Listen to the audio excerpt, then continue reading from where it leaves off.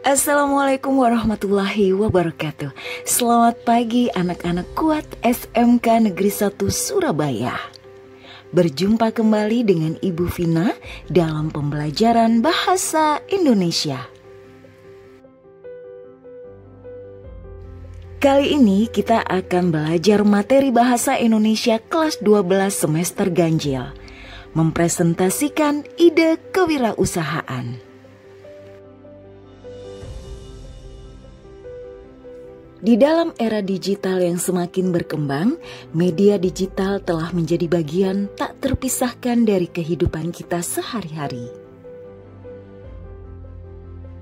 Fenomena ini tidak hanya mempengaruhi cara kita berinteraksi dan berkomunikasi, tetapi juga telah mengubah landscape bisnis secara keseluruhan. Kewirausahaan sebagai salah satu pilar ekonomi yang penting tidak terkecuali dari dampak transformasi yang dibawa oleh media digital. Kemajuan teknologi telah membuka peluang baru bagi para wirausahawan untuk mengembangkan model bisnis yang inovatif dan memanfaatkan platform digital dalam menjalankan usahanya. Dengan memanfaatkan teknologi informasi, siswa dapat mempresentasikan ide kewirausahaan secara efektif dan inovatif. Dalam pembelajaran ini, kalian dapat mempelajari bagaimana keterampilan komunikasi dan analisis informasi yang diperlukan untuk sukses dalam dunia kewirausahaan. Menyimak informasi kewirausahaan dari media elektronik. Kewirausahaan adalah proses menciptakan dan mengelola usaha untuk mencapai keuntungan. Menyimak informasi kewirausahaan dari media elektronik membantu wirausahawan memahami tren, strategi, dan praktik terbaik dalam bisnis. Adapun macam informasi kewirausahaan, yang pertama, informasi bersumber dari media audiovisual. Audiovisual adalah jenis media yang berisikan pesan atau informasi yang dibuat secara kreatif dan menarik dengan melibatkan indera pendengaran dan penglihatan untuk mengaksesnya.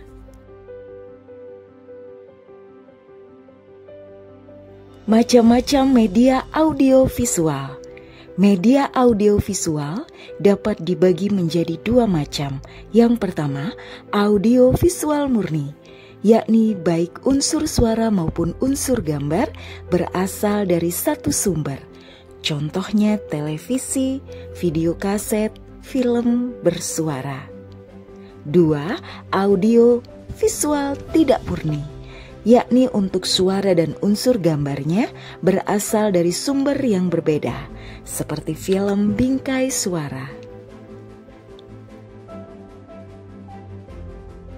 Ide kewirausahaan adalah gagasan kreativitas dalam menciptakan sesuatu yang baru dan berbeda sebagai sumber keunggulan untuk dijadikan peluang. Seiring zaman yang semakin canggih, melalui media elektronik berupa televisi, radio, handphone, laptop, dan barang elektronik lainnya, kita bisa mendapatkan sebuah informasi dengan cara menyimak. Menyimak berperan sebagai penambah informasi atau pengetahuan dan pengalaman yang dapat kita pelajari dari orang lain.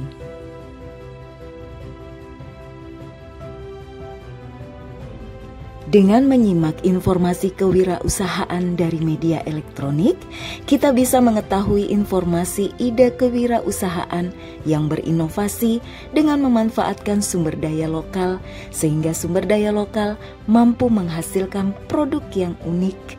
Tentunya hal ini dapat menginspirasi dan bisa memberikan informasi serta ilmu yang tepat dalam cara berwirausaha melalui media elektronik seperti YouTube, siaran televisi, Facebook, dan Instagram, serta media elektronik lainnya.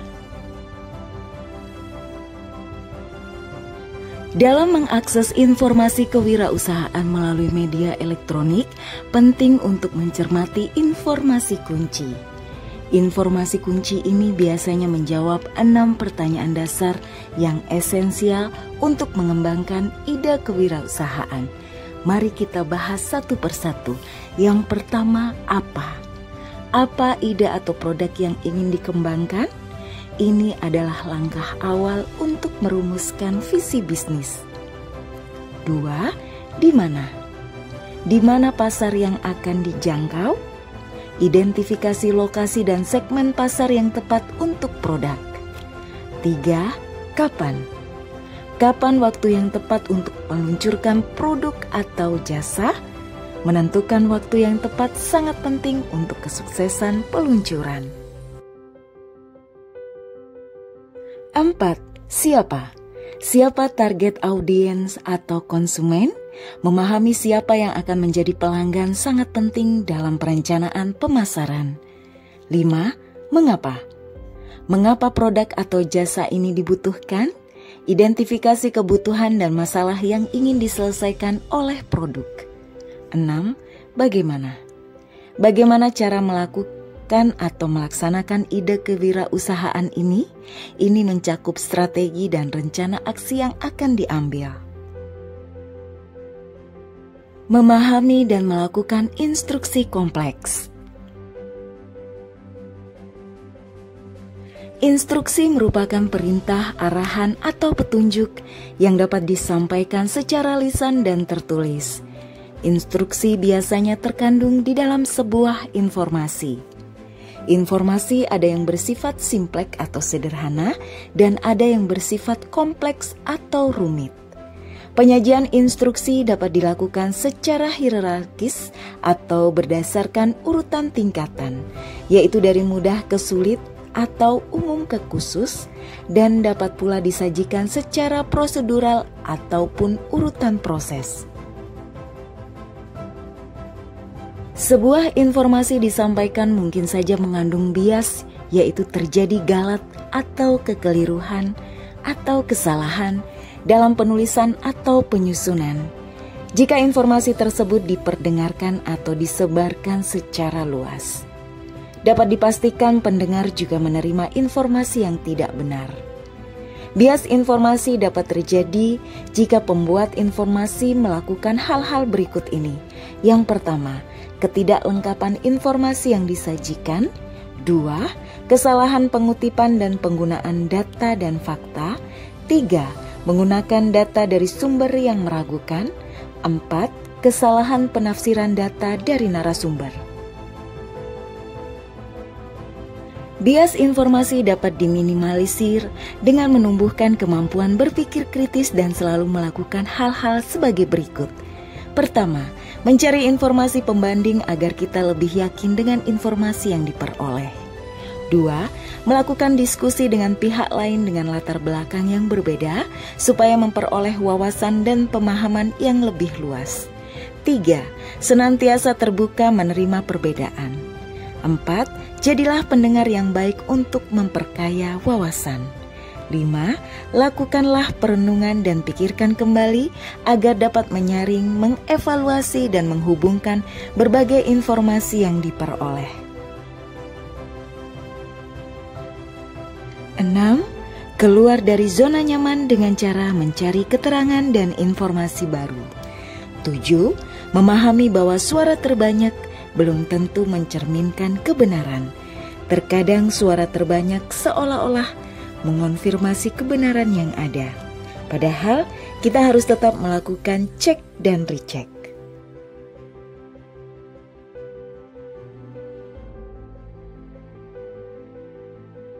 Menggunakan kosakata baru dari teks kewirausahaan. Dalam konteks bahasa Indonesia, kosakata baru biasanya merujuk pada kata-kata yang baru dimasukkan ke dalam Kamus Besar Bahasa Indonesia atau KBBI atau Pedoman Umum Ejaan Bahasa Indonesia atau PUEBI. Namun, dalam pengertian yang lebih luas, kosakata baru juga mencakup istilah-istilah yang mulai sering digunakan dalam percakapan sehari-hari atau media, meskipun belum secara resmi diakui oleh lembaga bahasa. Untuk dapat menggunakan kosakata baru dengan tepat, kita perlu peka terhadap kata-kata yang muncul di berbagai sumber, baik itu berita, artikel, atau diskusi. Kosakata baru bisa berasal dari bahasa asing yang diadaptasi atau istilah yang muncul akibat perkembangan teknologi dan inovasi. Kosakata baru bahasa Indonesia dibentuk melalui 3 proses pembentukan, yaitu ubah bentuk, penyerapan, dan penerjemahan. Mari kita bahas satu persatu. Yang pertama, ubah bentuk dilakukan melalui proses afiksasi, akronim, blending, dan clipping terhadap kosakata yang ada. 2. Penyerapan dilakukan melalui peminjaman kosakata dari bahasa lain, yaitu dari bahasa daerah atau bahasa asing. 3. Penerjemah dilakukan melalui alih makna. Penyerapan kosakata asing dalam bahasa Indonesia lebih lanjut dapat dipelajari dalam buku pedoman pengindonesiaan nama dan kata asing yang disusun oleh Pusat Pembinaan dan Pengembangan Bahasa Kemendikbud. Ada 3 bentuk penyerapan bahasa asing ke dalam bahasa Indonesia. Yang pertama, adopsi adalah proses penyerapan bahasa asing dengan makna yang sama ke dalam bahasa Indonesia tanpa mengubah ejaan, pengucapan, dan penulisan. Adopsi ini berlaku jika sistem kata yang diambil telah sesuai dengan kaidah bahasa Indonesia. Perhatikan contoh berikut ini.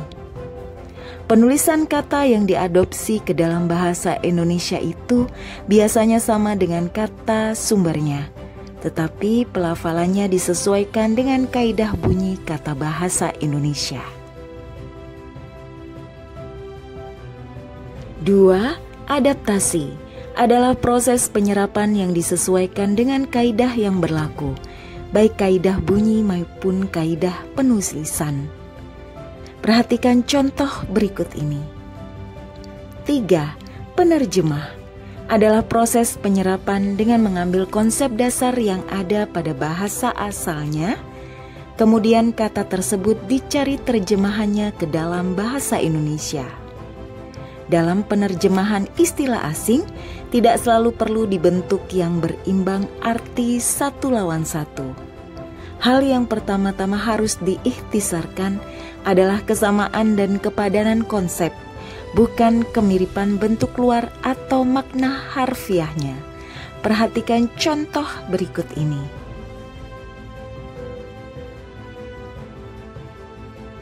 Menggunakan kalimat efektif.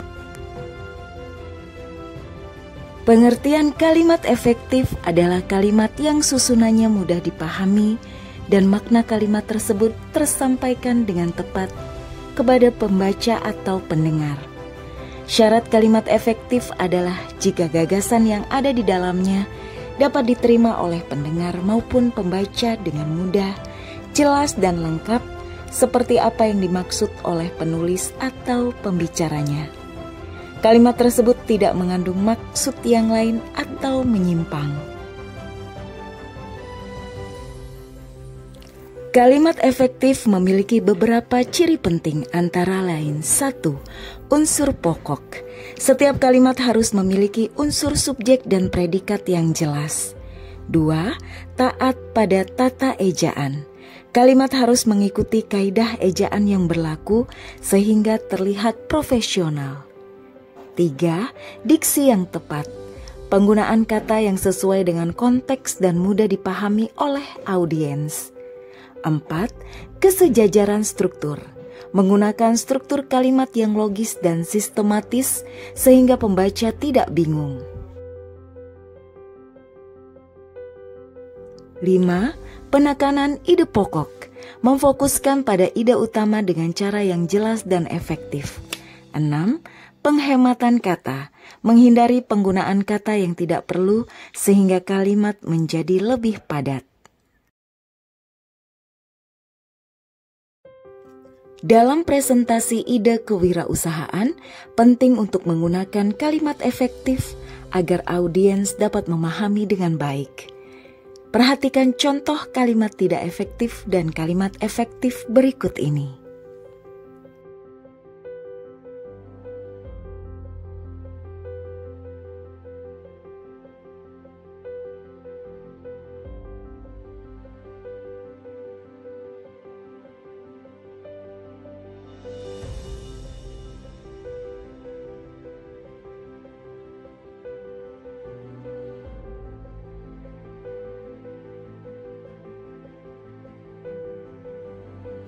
Dalam penggunaan kalimat efektif, harus memperhatikan beberapa hal berikut ini. Yang pertama, tanda baca. Tanda baca digunakan untuk memperjelas makna dalam kalimat, memberi jeda, atau menandai struktur tulisan. Penggunaan tanda baca yang tepat sangat penting dalam komunikasi tertulis. Perhatikan contoh tanda baca berikut ini.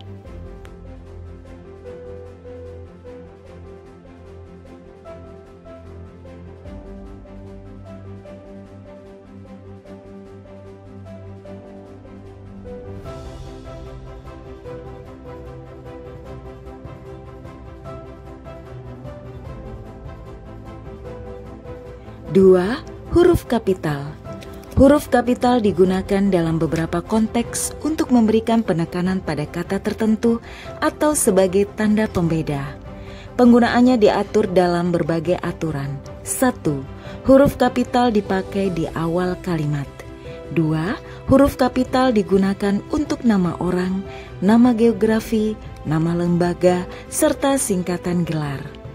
3. Huruf kapital juga dipakai dalam judul buku, artikel, atau karya tulis, terutama pada setiap kata kecuali kata tugas. 3. Huruf italik. Huruf italik atau huruf miring sering digunakan dalam tulisan untuk memberikan penekanan atau menandai istilah asing. Huruf italik digunakan untuk menulis judul buku, majalah, atau karya tulis. Kata atau istilah asing yang belum diserap ke dalam bahasa Indonesia biasanya ditulis dengan huruf italik. Huruf italik juga bisa dipakai untuk memberikan penekanan pada kata tertentu dalam kalimat. 4. Kata baku. Kata baku adalah kata yang sesuai dengan kaidah tata bahasa resmi, terutama KBBI. Penggunaan kata baku penting dalam konteks formal seperti penulisan akademik atau komunikasi resmi. Kata baku tidak mengalami perubahan bentuk sesuai konteks atau situasi.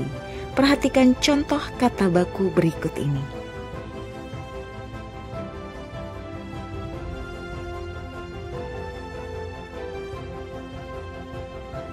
5. Kata gabung. Kata gabung atau kata majemuk terdiri dari dua kata atau lebih yang digabungkan untuk membentuk makna baru. Kata gabung bisa ditulis terpisah, namun bisa juga digabung menjadi satu kata bila sudah mengalami proses pemadaman makna.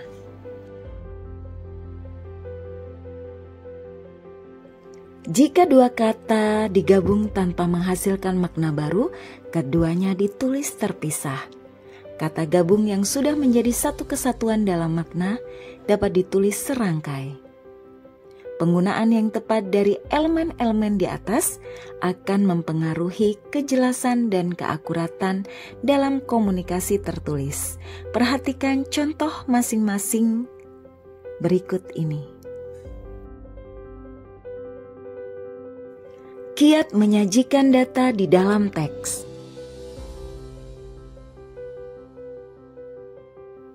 Informasi dalam teks dapat ditemukan dalam bentuk data. Menurut Kamus Besar Bahasa Indonesia, data berarti keterangan atau bahan nyata yang dapat dijadikan dasar kajian atau analisis atau kesimpulan. Data diartikan sebagai sekumpulan keterangan atau fakta yang dibuat dengan kata-kata, kalimat, simbol, angka, dan lainnya. Data dapat diperoleh dari sebuah proses pencarian dan pengamatan berdasarkan sumber tertentu. Data disajikan dengan memiliki beragam manfaat. Berikut manfaat data dari sebuah data. Yang pertama, sebagai suatu acuan kegiatan. 2, sebagai dasar perencanaan. 3, dasar untuk membuat keputusan. 4, sebagai bahan untuk evaluasi.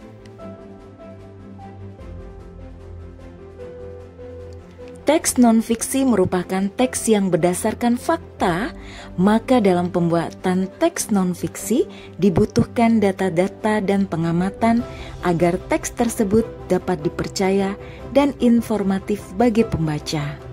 Data sangat penting dalam sebuah tulisan non-fiksi karena berfungsi memperjelas informasi untuk mendukung ide pokok tulisan.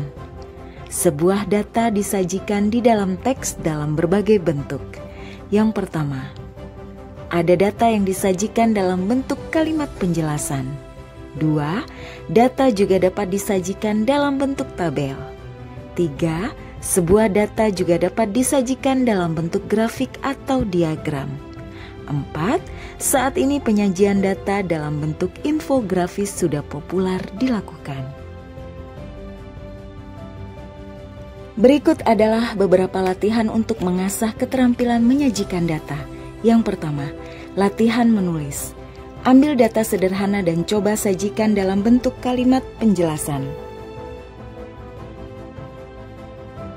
Fokus pada kejelasan dan kepadatan informasi. 2, latihan membuat tabel. Buatlah tabel dari data yang diberikan dan pastikan tabel tersebut mudah dibaca dengan label yang jelas. 3, latihan membuat grafik. Gunakan perangkat lunak grafik atau alat online untuk membuat grafik dari data yang disediakan. Perhatikan pemilihan jenis grafik yang tepat. 4, latihan membuat infografik. Rancang infografik yang menyajikan data dengan visualisasi yang menarik dan informatif. Gunakan alat desain grafis atau template infografik untuk membantu proses pembuatan. Menulis teks prosedur dari sumber informasi yang valid. Teks prosedur adalah teks yang berisi tujuan dan langkah-langkah yang harus dilakukan agar suatu pekerjaan dapat dilakukan. Teks prosedur berisikan suatu pengamatan atau percobaan, memiliki struktur berpikir, judul, tujuan, daftar bahan, urutan tahapan pelaksanaan, pengamatan, dan kesimpulan.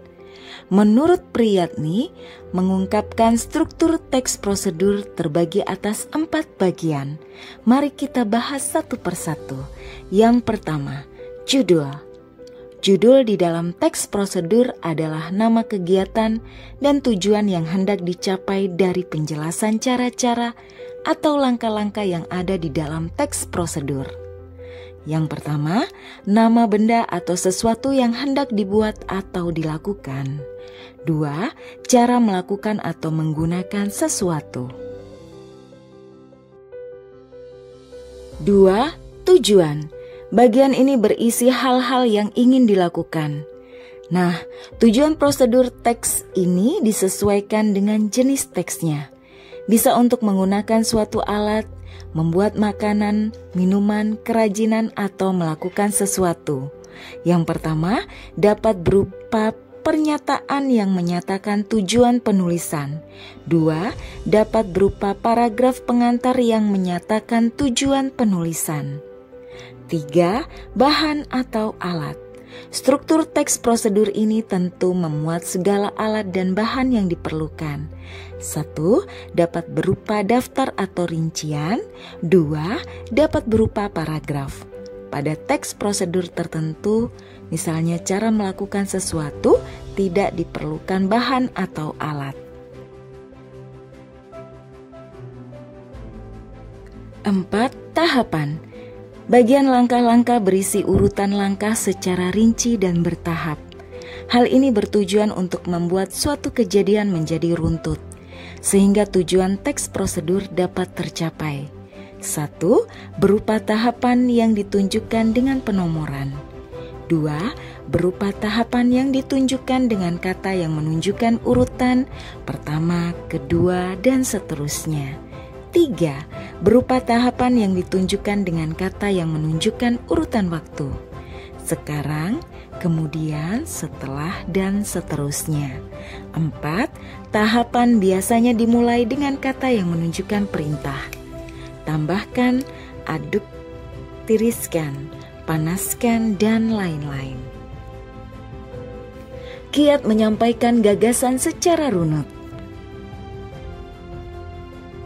Gagasan dalam Kamus Besar Bahasa Indonesia berarti hasil pemikiran atau ide. Gagasan atau ide merupakan hasil proyek kreatif pemikiran manusia. Hal ini karena setiap manusia diberi akal untuk dipergunakan dalam mempermudah kehidupan. Dalam arti luas, gagasan diartikan sebagai segala sesuatu yang dihasilkan dari pemikiran, pengusulan, kemauan, atau harapan. Gagasan atau ide dapat diperoleh dari berbagai cara. Ada beberapa langkah untuk memperoleh gagasan, yaitu dengan bersantai dengan rileks, menemukan tempat yang tepat, melakukan imajinasi, memperbanyak hasanah keilmuan, dan mencatat hal-hal penting yang ditemui dalam kehidupan. Gagasan atau ide perlu diperdengarkan atau disampaikan pada orang lain yang berkepentingan. Gagasan disampaikan secara objektif dan masuk akal sehingga dapat mudah diterima orang lain. Gagasan perlu disampaikan secara runut sehingga pendengar dapat dengan mudah memahami maksud dari gagasan tersebut. Salah satu cara menyampaikan gagasan yaitu melalui kegiatan presentasi. Kegiatan presentasi perlu dilakukan dengan membuat sebuah salindia. Presentasi juga perlu dilakukan secara efektif dan mengenal dengan beberapa cara berikut ini.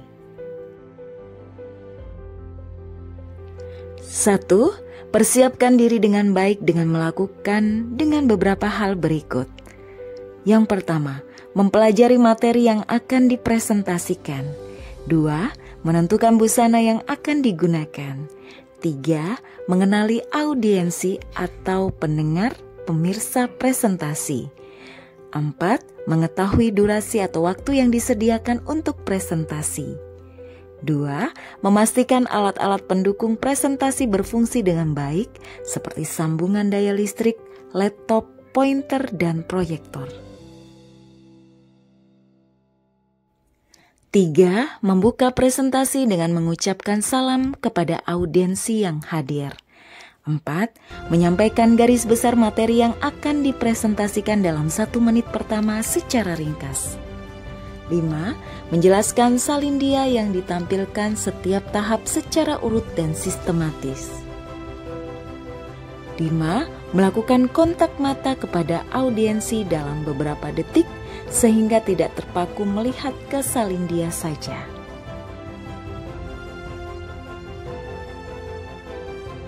Demikianlah materi bahasa Indonesia pada pertemuan kali ini. Sampai berjumpa di pembelajaran bahasa Indonesia lainnya. Salam dari SMK Negeri 1 Surabaya. Kuat.